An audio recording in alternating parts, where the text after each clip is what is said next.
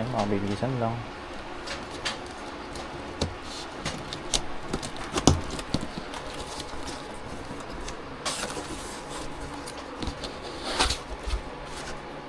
Expect na malaki siya.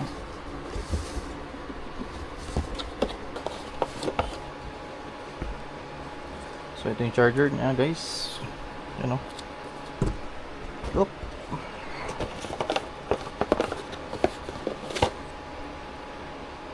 Another charger. Guide. Ito na yung mga guide. Oh, ang bigat niya. So wala na dito.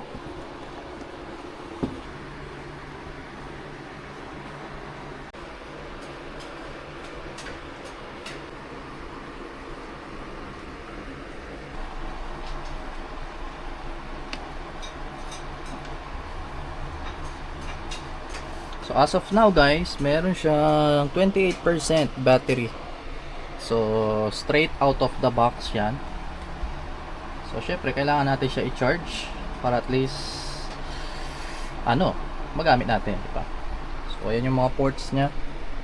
May tatlong USB port siya, tapos USB type C 100 watts. Tapos dun sa baba may mga saksakan, tatlong saksakan na 3 ways. Then nandito din yung DC on and off niya. Put natin po.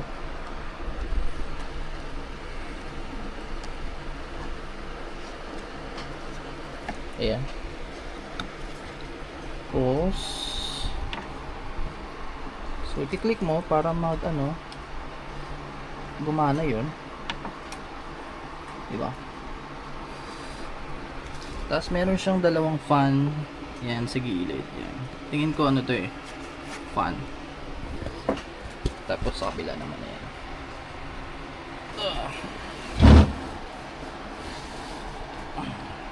Diba? Ayan guys, so chinarge ko nga pala siya. Tingnan nyo naman kung gaano siya kabilis mag-charge. Ang laki, ang taas ng input watts. Then from 28%, tignan mo ang bilis, naging 38% na siya agad. So 44 minutes na lang bago mag fully charge. Yan, ang bilis lang. 40% agad. Ito lang 40 minutes. Ito lang 45 minutes eh. Ito lang.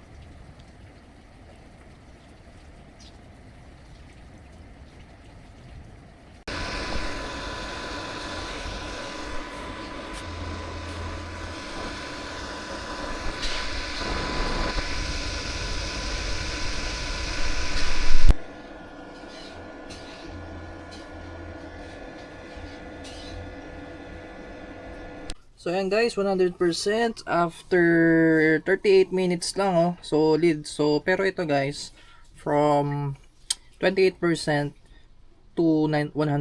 So almost 30 minutes bago niya na full charge, which is super bilis guys kung iisipin nyo lang.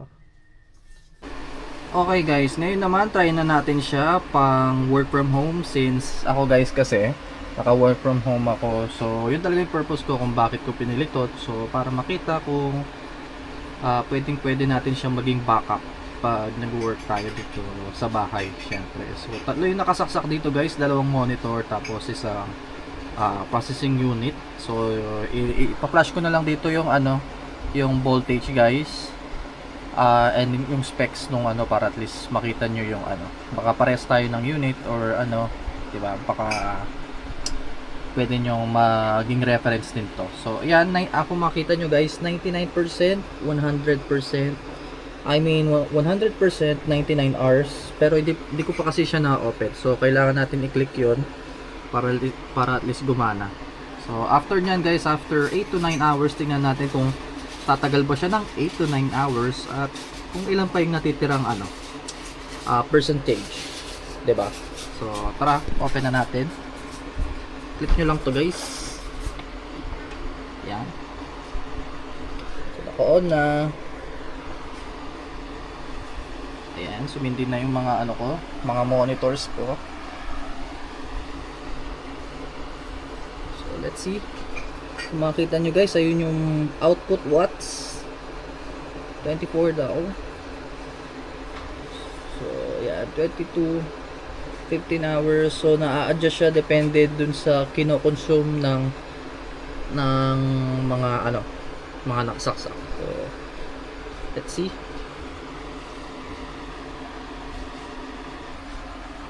So F1 lang natin.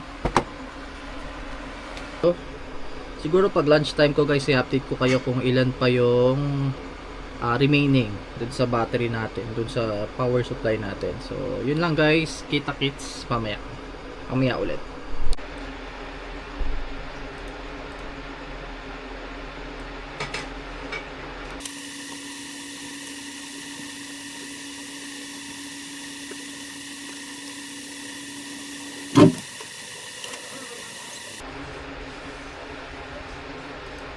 So ayan guys, by the way, tatry nga natin i-charge din yung phone kasi as of now yung phone ko is 26%.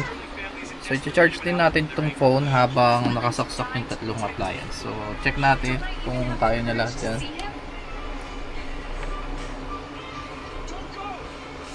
Yan, 26%. So yan guys, full charge na yung phone ko. Tapos as of now 11 AM na, so nasa 75% na yung ano, eco flow. So check natin mamaya kung ilan na yung percentage. So yan.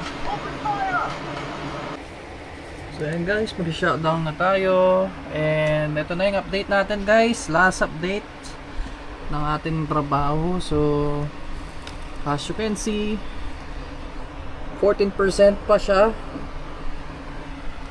So in short, nakasurvive ang ating EcoFlow dun sa buong shift natin. Nag-start tayo around 8:30, tapos natapos na ako around 6:20 guys. So kayang-kaya niya talaga na sumabay dun sa ano natin, sa pagtatrabaho. So pwede talaga siyang pang backup. So yun lang guys, yun lang. Sa susunod muli, bye bye.